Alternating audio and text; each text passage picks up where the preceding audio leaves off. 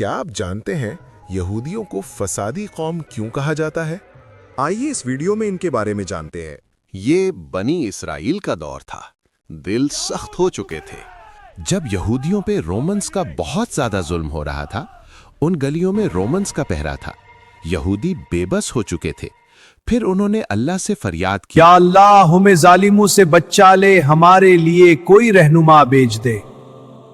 حضرت زکریہ علیہ السلام ایک دن حضرت مریم علیہ السلام کے پاس آئے اور ان سے کہا کہ یہ رزق کہاں سے آیا؟ یہ تو یہاں کی زمین پہ بالکل نہیں ہوتا۔ اور انہوں نے کہا یہ اللہ کی طرف سے بھیجا گیا ہے میرے لیے۔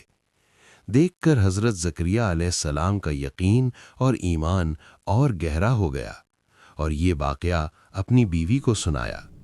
انہوں نے اللہ سے دعا کی، اللہ نے ان کو بڑھاپے میں اولاد سے نوازا، حضرت یحییٰ علیہ السلام۔ اور دوسری طرف اللہ نے وہ کر دکھایا جو سب کی عقل سے باہر تھا۔ ایک دن ایک فرشتہ حضرت مریم علیہ السلام کے پاس آیا۔ میں رحمان کی پناہ لیتی ہوں، اگر تو پرہیزگار ہے تو دور رہ۔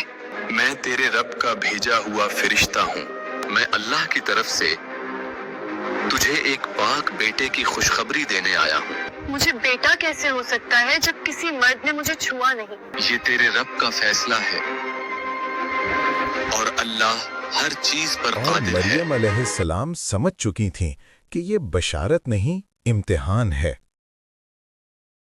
یروشلم میں ابھی کسی کو پتہ بھی نہیں تھا کہ جلد حضرت عیسیٰ ابن مریم آنے والے ہیں۔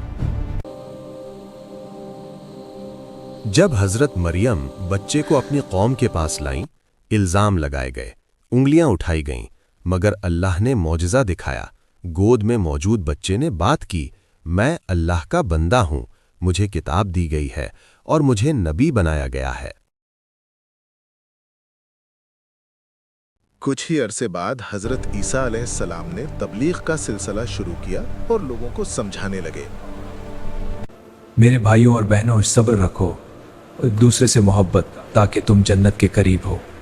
اے لوگو، اللہ پر ایمان لاؤ اور ایک دوسرے سے محبت کرو، اللہ سب راہ پر چلو۔ حضرت عیسیٰ علیہ السلام کے کچھ سچے ساتھی بھی تھے۔ جب حضرت عیسیٰ علیہ السلام نے اپنے معجزے دکھائے،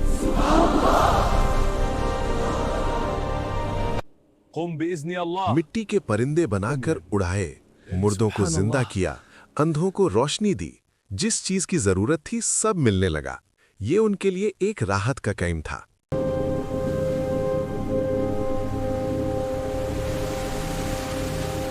جب لوگوں کو اللہ کے نبی کی مدد ملنے لگی تو کچھ یہودی بولے، یحییٰ پہلے ہی لوگوں کو ہم سے الگ کر رہا ہے اور اب یہ عیسیٰ کے معجزے لوگوں کو اور گمراہ کر رہے ہیں، ہماری ریاست خطرے میں ہے۔ یہودی سرداروں نے رومنز گورنر سے جا کے ایک ایسا جھوٹ بولا، یحییٰ اور عیسیٰ بغاوت کروا رہے ہیں، یہ خود کو بادشاہ کہہ رہے ہیں، تم چاہتے کیا ہو؟ انہیں گرفتار کرو۔ روایت کے مطابق رومنز نے حضرت یحییٰ علیہ السلام کو گرفتار کر لیا اور پھر یہودی سرداروں کے سامنے قتل کر دیا اور شہر میں خاموشی چھا گئی۔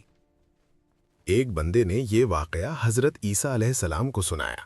حضرت عیسیٰ علیہ السلام یہ بات سمجھ گئے کہ ان کے خلاف بھی سازش ہو گئی ہے۔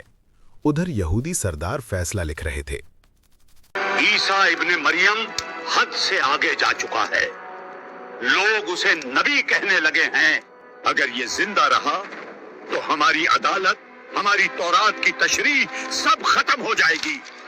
یہودی عدالت میں مور لگائے اور فیصلہ سنایا، قتل۔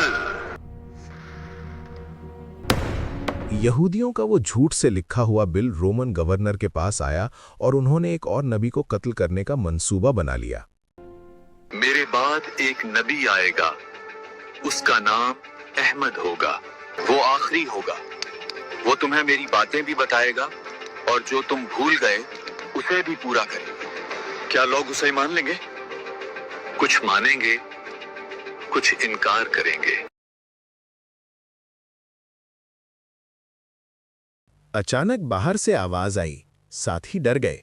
हजरत ईसा ने कहा, तुम सब यहाँ से चले जाओ और डरना नहीं, क्योंकि अल्लाह मुझे इन जालिमों से बचा लेगा। आज तुम्हारा जादू नहीं चलेगा, दरवाजा तोड़ दो। और फिर वक्त रुक गया।